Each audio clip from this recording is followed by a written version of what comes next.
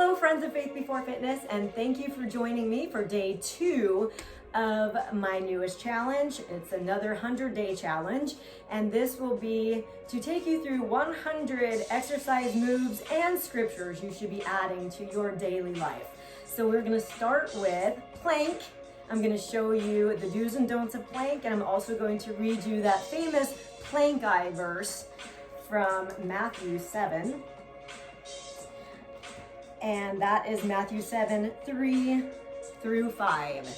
And it says, "Why do you look at the speck of sawdust in your brother's eye and pay no attention to the plank in your own eye? How can you say to your brother, 'Let me take the speck out of your eye,' when all the time there is a plank in your own eye? You hypocrite! First take the plank out of your own eye, and then you will see clearly to remove the speck from your brother's eye." So that was the wise words of Jesus, and it goes to show the humor that he also has. So with that, we're going to move on to our plank. So this is how I would like you to start your plank. Start your plank on the floor. You're going to bring your elbows and your fists to the floor. Then you're going to push your toes into the floor. You're going to squeeze your glutes, squeeze your core. Bring your forehead in line with the floor, not looking down like this and not looking up like that, but just neutral spine all the way through. Press through the palms of your hands, your elbows and your toes. Exhale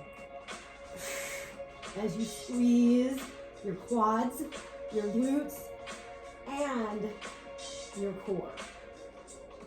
I'm going to take a look to make sure I've got proper form here.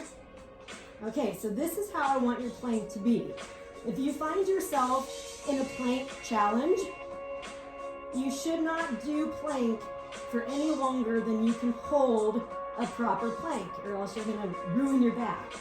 So these are the things I see wrong with plank. Most of the time people don't keep this core tight, so they're here, and you can see that arch right there. You don't wanna be like that. You definitely don't want to be like this. I see plank like this all the time. If you're holding a plank challenge and you're up like this, you're not engaging in a proper plank challenge. So another thing I see in plank is like this, where you've got this bow in your back. Another thing I see in plank all the time is looking at your feet. So you don't want to do that. You don't want to do this. And you don't want to do this, okay? We'll go over again what you do want to do. Press through those elbows, your fists, your toes. Squeeze your glutes. Squeeze your core. Exhale. Raise yourself up and squeeze those quads. And then line your head up.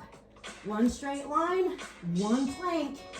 From the top of your forehead to the bottom of your feet. And there, see, I was bowing a little bit, so I needed to fix that by squeezing my core, all right? If your plank isn't causing you to sweat, then you're not doing it right, because I'm already starting to sweat, okay? So plank is such an important exercise move. Not so that you can do 3 minutes of a plank that isn't proper. Plank is such an important move to engage your core and to put you in a proper position to move on to other exercises like the push-up, which we'll be doing tomorrow. So practice that plank, practice using your core, using your glutes, using your quads.